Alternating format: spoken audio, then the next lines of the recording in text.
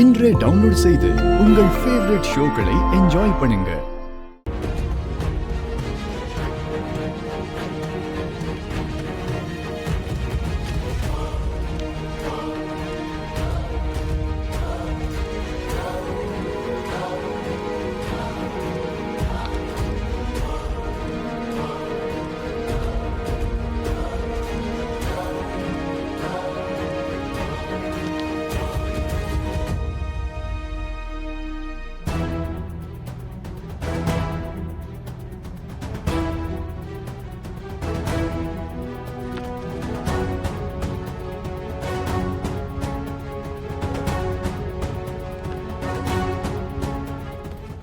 இன்னும் எத்தனை நாள் வச்சு என்ன நீ கொடுமைப்படுத்தினாலும் என்கிட்ட இருந்து எந்த ஆதாரமும் உனக்கு கிடைக்காது.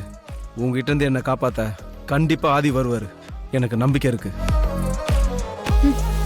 சபாஷ் தீபக், உன்னோட நம்பிக்கைக்கு என்னுடைய பாராட்டுக்கள். ஆனா ஆதி உன்னை இங்க தேடி வர வரைக்கும் நான் உன்னை இங்க வச்சிருக்க போறதில்ல. என்ன டிடெக்டிவ், உன் பேச்சுல இருந்த நம்பிக்கையும் தைரியமும் உன் முகத்துல இல்லையே. சாவுனா உனக்கு அவ்வளவு பயமா? மித்ராவை பத்தின ஆதாரம் என்கிட்ட இருக்கிற வரைக்கும் நீ என்ன கொல்ல மாட்டேன்னு எனக்கு நல்லா தெரியும். பரவாயில்லையே, என்னை பத்தி ஓரளவுக்கு நீ சரியாதான் புரிஞ்சு வச்சிருக்க. டிடெக்டிவ் இல்லையா? அதான்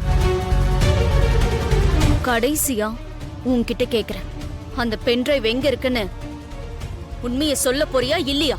நீ எப்படி கேட்டாலும் என்கிட்ட இருந்து உண்மையை வரவழைக்க முடியாது நந்தினி. டேய் எட்ராத.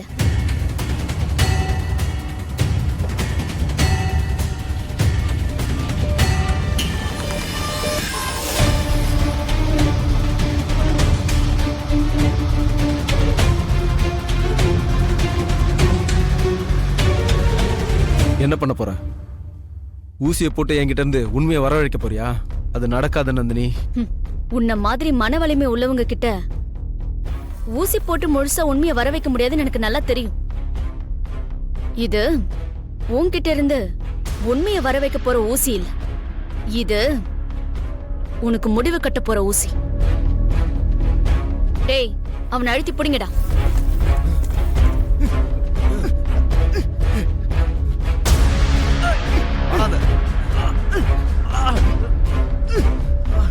ஏன் அதுக்குள்ள வேலைக்கு வந்துட்ட?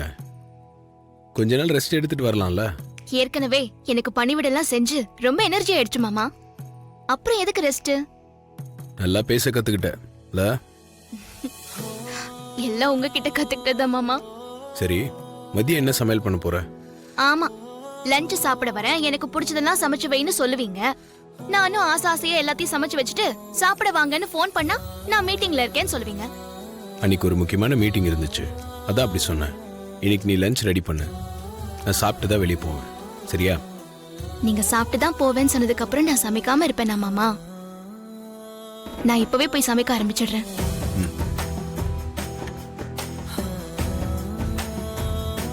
ஓய், என்ன மாமா, ஏதாவது ஸ்பெஷல் ஐட்டம் ரெடி பண்ணணுமா? அதெல்லாம் ஒண்ணு வேண்டாம்.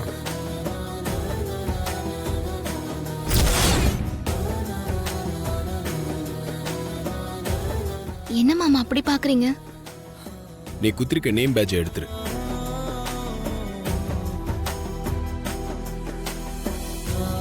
என்ன யோசிக்கிற? நீ இந்த வீட்டோட வேலைக்காரி இல்ல, மருமக. உனக்கு இந்த பேட்ச்லாம் வேண்டாம், எடுத்துரு. ஏற்கனவே நான் கலர் புடவை கட்டக்கூடாது, மத்தவங்க கட்டிருக்கிற புடவை தான் கட்டணும்னு வனஜா அம்மா வேற பிரச்சனை பண்ணாங்க. இப்ப பேட்சையும் கழட்டிட்டா அத பெரிய பிரச்சனையா ஆக்குவாங்க. வேண்டாம் மாமா. என்ன பிரச்சனை வந்தாலும் நான் பாத்துக்கிறேன். முதல்ல பேட்ச் எடு. என்ன யோசிக்கிற? நான் தான் சொல்றேன்ல, எடு. வனஜா அம்மா பேட்ச் எங்கன்னு கேட்டா என்ன சொல்றது மாமா? அவங்க மட்டும் இல்ல, அம்மாவே உன்னை பேட்ச் எங்கன்னு கேட்டாலும் நான் தான் குத்த வேணாம்னு சொன்னேன்னு தைரியமா சொல்லு. என்ன இன்னும் யோசிக்கிறேன்? எடு.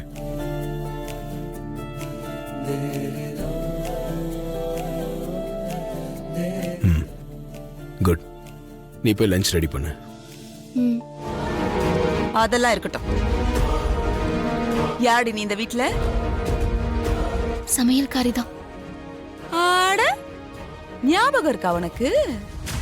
பரவாயில்ல. அப்புறம் நேம் பேட்ச் எங்க? மத்த வேலைக்காரங்கெல்லாம் அவங்க வேலைக்காரங்கன்னு பளிச்சுன்னு தெரியற மாதிரி நேம் பேட்ச் போட்டிருக்காங்கல்ல, உன் நேம் பேட்ச் எங்கடி?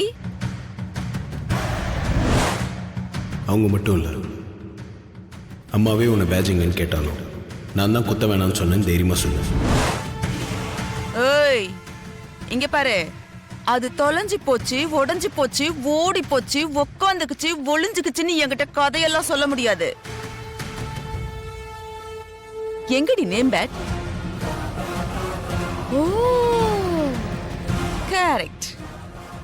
இந்த பார்ட்டில ஆதி பக்கத்துல நின்னு உரசி உரசி ஒட்டி நின்னு போட்டோக்கெல்லாம் போஸ்ட் கொடுத்தியே, அதனால நீ இந்த வீட்டோட மருமகன் நினைச்சிட்டியோ? நீ எப்பவும் இந்த வீட்டு சமையல்காரி தான். ஏய் முழிச்சது போதும். எங்கடி நேம் பேட்ச்? கேக்குறது காதுல வேலையா? நீங்க இவ்ளோ நேரம் அவளை கேட்டுட்டு இருக்கீங்க, அவ வாயை திறக்கிறாளான்னு பாருங்க ஆண்டி. அது எப்படி பேசுவா? இவதான் நெஞ்செழுத்தக்காரியாச்சே. கேட்க வேண்டிய விதத்துல கேட்டாதான் மேடம் வாயை திறந்து பேசுவாங்க.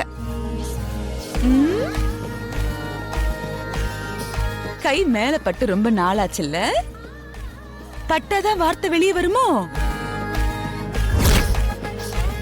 சித்தி,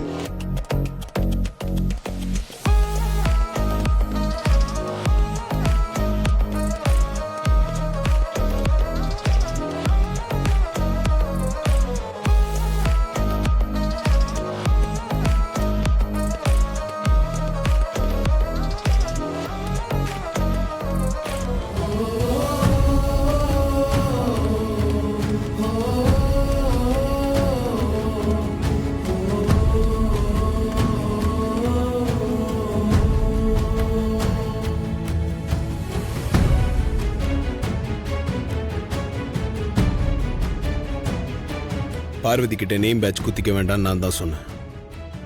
நான் சொன்னதால தான் பேட்ச் குத்தல. இதுல உங்களுக்கு என்ன பிரச்சனை?